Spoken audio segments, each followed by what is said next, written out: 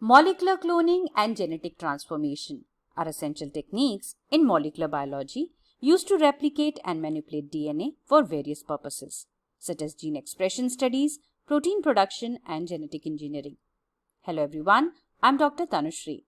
Get ready to unlock the secrets of molecular cloning and genetic transformation with this comprehensive guide, exclusively tailored for CSIR NET Life Science, DBT JRF, and GATE BT aspirants.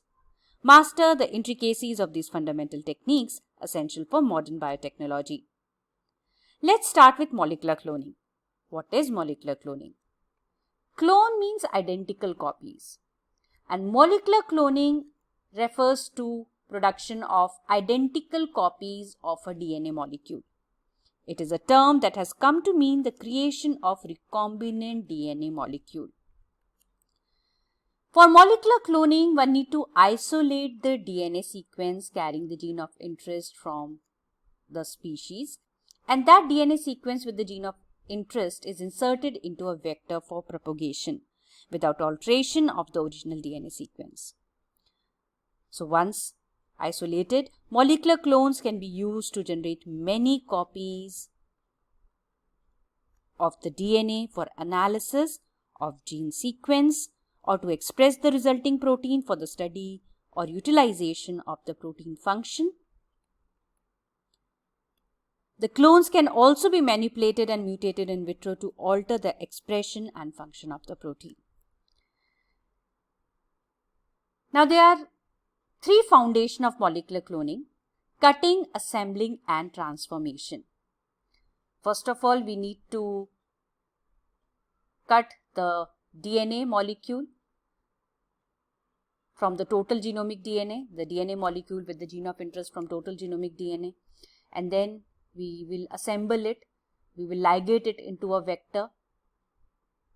So this results into creation of a recombinant DNA molecule, and this recombinant DNA molecule will then be introduced into a host cell. So host cell will be transformed, and host cell can be a bacterial cell, it can be a plant cell, animal cell, or a yeast cell.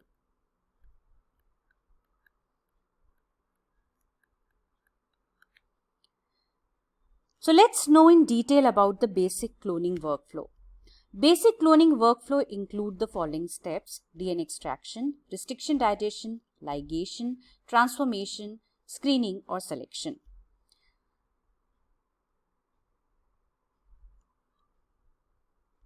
So we begin by isolating the DNA of interest from a suitable source, such as genomic DNA or plasmid. So genomic DNA will be isolated from the species which will be carrying a gene of interest. Our gene of interest can be any gene for herbicide resistant or the trait that we want to introduce it into the host cell. So when a particular species has a particular trait, so that means it has the genes for it. So we'll isolate the total genomic DNA from that species.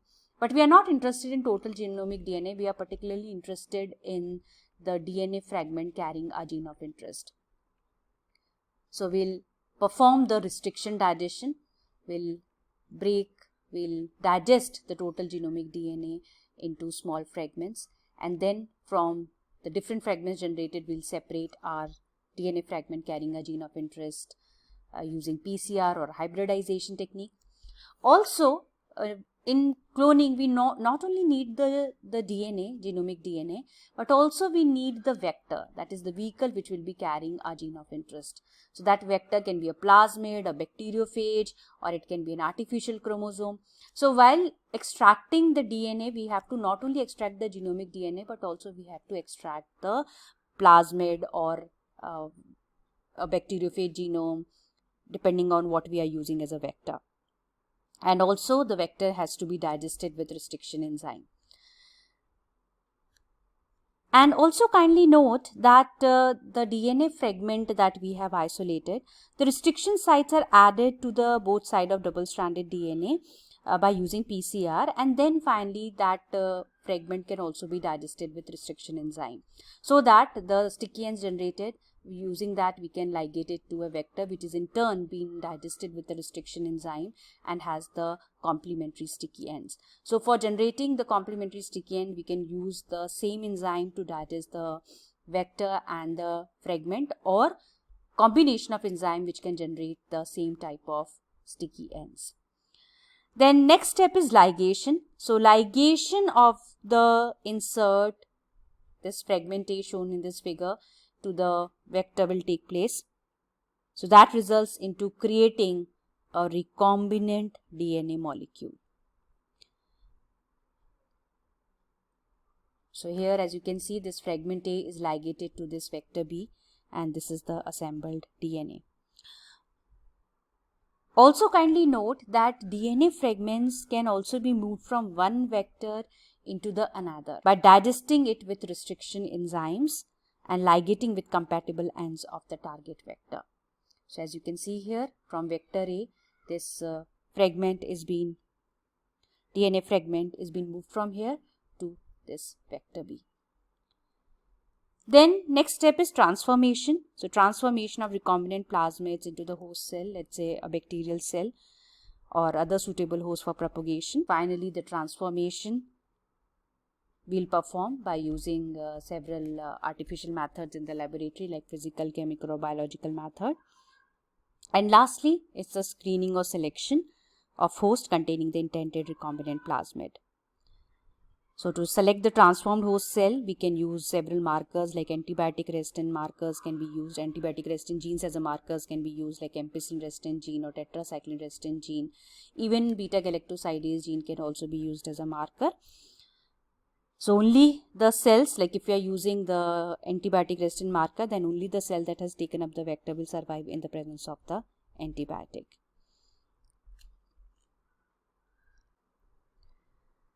Then transformation.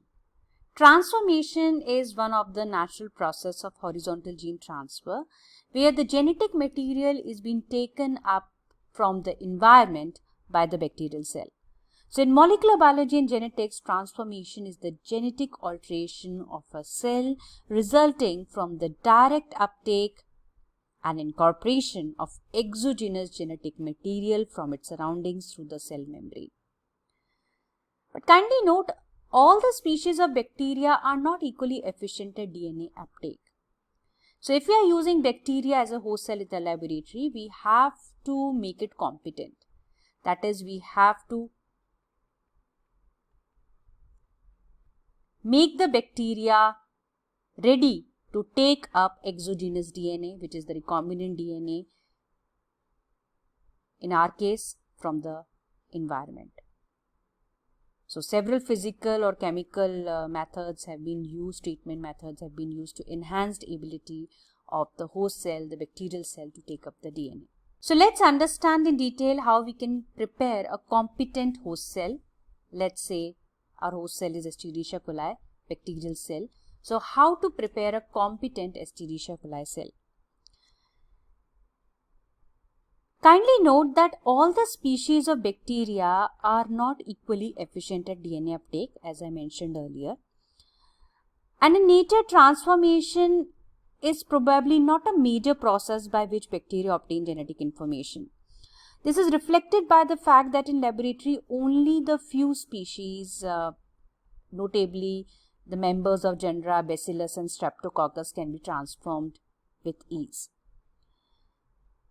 Close study of these organisms has revealed that they possess sophisticated mechanisms for DNA binding and uptake. Now, most species of bacteria, including Escherichia coli, take up only limited amounts of DNA under normal circumstances. So, in order to transform these species efficiently, the bacteria have to undergo some form of physical or chemical treatment that enhances their ability to take up DNA. So, cells that have undergone this treatment are said to be competent. So, here on your screen you can see the treatment that is being provided to the Escherichia coli cell to make it competent. So, very first step is that Escherichia coli cells, they are soaked in ice cold salt solution, because Escherichia coli cells that have been soaked in an ice cold salt solution were more efficient at DNA uptake than unsoaked cells. So a solution of 50 millimolar calcium chloride is traditionally used, although other salts, notably rubidium chloride, are also effective. Now, exactly why this treatment work is not understood. Possibly calcium chloride, it causes the DNA to precipitate onto the outside of the cell, or perhaps the salt is responsible for some kind of changes in the cell wall that improves DNA binding. So, in any case, soaking in calcium chloride affects only DNA binding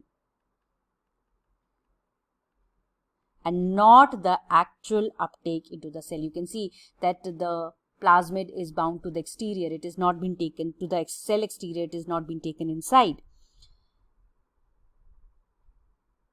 So, when DNA is added to treated cell, the recombinant DNA added to treated cell, it remains attached to cell exterior and is not at this stage transported into the cytoplasm. The actual movement of DNA into competent cell is stimulated by briefly raising the temperature to 42 degrees Celsius for 2 minutes. So, here you can see that the recombinant DNA, let's say the plasmid, recombinant plasmid is transported into the cell. So, this is our finally transformed cell.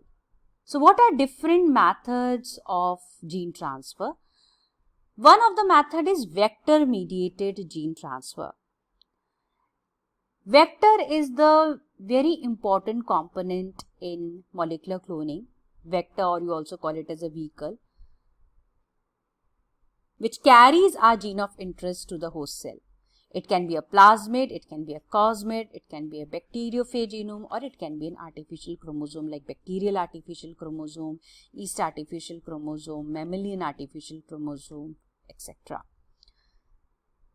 So, as shown over here, let's say this is the donor organism, that is the organism with a trait of our interest. So, that means it has a gene for it, coding for that particular trait.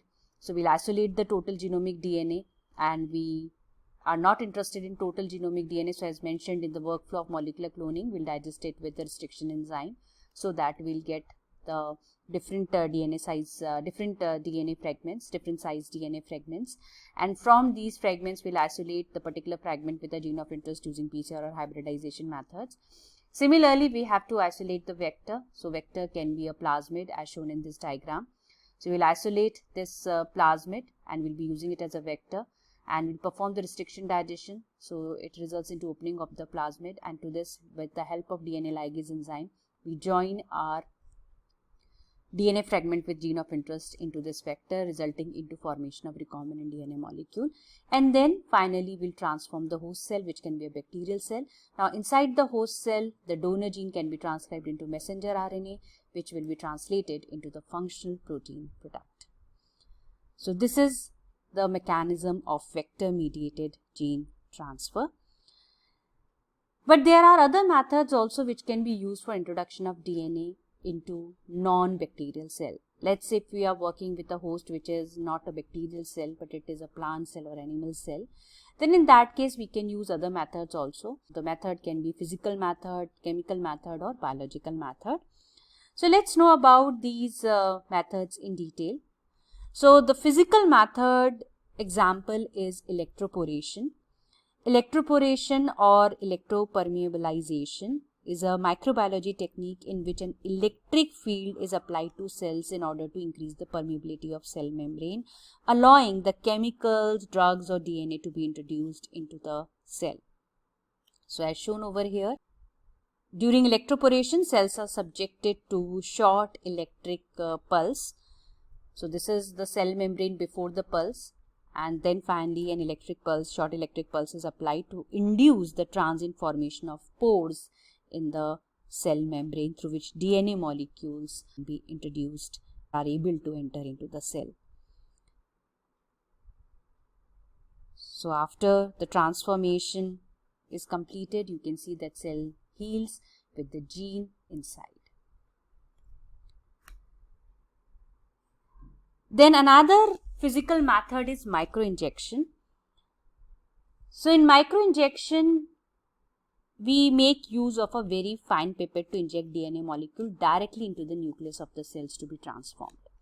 For example, as you can see here, so this technique was initially applied to the animal cell but can also be successfully used with plant cells. So, here you can see with the help of this fine pipette, we are directly injecting our DNA molecule to the nucleus of the cell to be transformed. Then another method is biolistics. Biolistics involve bombardment of the cells with high velocity microprojectiles, which are usually the particles of the gold or tungsten that have been coated with DNA. So as shown over here, this is the target cell and these are the microprojectiles. So microprojectiles are usually particles of gold or tungsten that have been coated with the DNA. And these microprojectiles are fired at the cell from a particular gun. So you can see they have been fired, and then finally these are the target cells bombarded with microprojectiles. So this unusual technique is termed biolistics and has been used with a number of different types of cells. Then one of the chemical method of gene transfer is calcium phosphate method. So cultured animal cells which usually lack cell walls are easily transformed, especially if the DNA is precipitated onto the cell surface with calcium phosphate. And even we can use liposomes which can fuse with cell membrane. So in this calcium phosphate method of gene transfer, HEPES buffered saline solution containing phosphate ions combined with a calcium chloride solution containing the DNA to be transfected. So fine precipitate of positively charged calcium and negatively charged phosphate will form, binding the DNA to be transfected on the cell surface. So this is the calcium phosphate solution, and DNA, you can see we can use calcium phosphate to precipitate the DNA onto the cell surface, which is the monolayer of animal cells. Then lipofaction. So lipofaction is a lipid mediated DNA transfection process. So it is a technique which is used to inject genetic material into a cell by means of liposomes. So liposome is a spherical shaped vesicle that is composed of one or more phospholipid bilayers which closely resemble the structure of cell membrane. So liposomes are used in delivery of the genetic material into the cell. So here you can see these liposomes, they have a positively charged, that is cationic lipid, and these can form an aggregate with negatively charged, that is anionic genetic material, that is DNA. So a lipoplex is formed which is being taken up by the cell membrane through endocytosis. So here you can see these are the liposomes with the DNA, and they can fuse with the cell membrane, will be taken inside, and DNA will be transferred to the nucleus. And then we can even transform the whole organism. So we can transform the plant cells by using recombinant Agrobacterium tumefaciens. Agrobacterium tumefaciens is a natural genetic engineer. It's a bacterium which causes crown gall disease in the plant cell. It has a plasmid called as TI plasmid, tumor inducing plasmid, which is around 200 base pair. And we can modify this TI plasmid, tumor inducing plasmid of Agrobacterium tumefaciens. We can introduce our gene of interest in it, because it has been observed that when Agrobacterium tumefaciens infect the plant cell, it transfers some of its DNA to the plant chromosome. So that DNA is tDNA, that is transfer DNA. So if we can introduce a gene of interest into this tDNA of the TI plasmid, and this TI plasmid if we can again introduce into Agrobacterium tumefaciens, so the recombinant Agrobacterium tumefaciens we can use to infect the plant cell. So as you can see here, we can create a wound in the plant cell and we can apply the recombinant bacteria, and finally that bacterial cell will divide and form the will divide, and the gene can be present in this region of the crown. And even we can transform the cultured plant cells. So we can inoculate the plant cell suspension with the recombinant Agrobacterium tumefaciens. So this is the bacterium, Agrobacterium tumefaciens. It will introduced into the plant cell, and this plant cell we can grow it into a suitable media, We'll provide the suitable hormones for shoot generation and root generation. And finally, the plantlets which are produced, we can transfer them into the soil. And these plants, then finally transformed plants, will express our gene of interest. So there are many methods to introduce recombinant vectors or directly the genes into the host cell. So choice of the method depends upon several factors, the host cell that we are using and even the vector type. So either we can go for vectorless gene transfer method or vector mediated gene transfer method. Among the methods discussed, electroporation is one of the most effective physical techniques widely used in vitro and in vivo. Kindly note, it's just the glimpse of what molecular cloning and gene transfer method is all about. For details, you can always join our regular classes. So I hope you have learned something new today and have enjoyed learning. Thank you.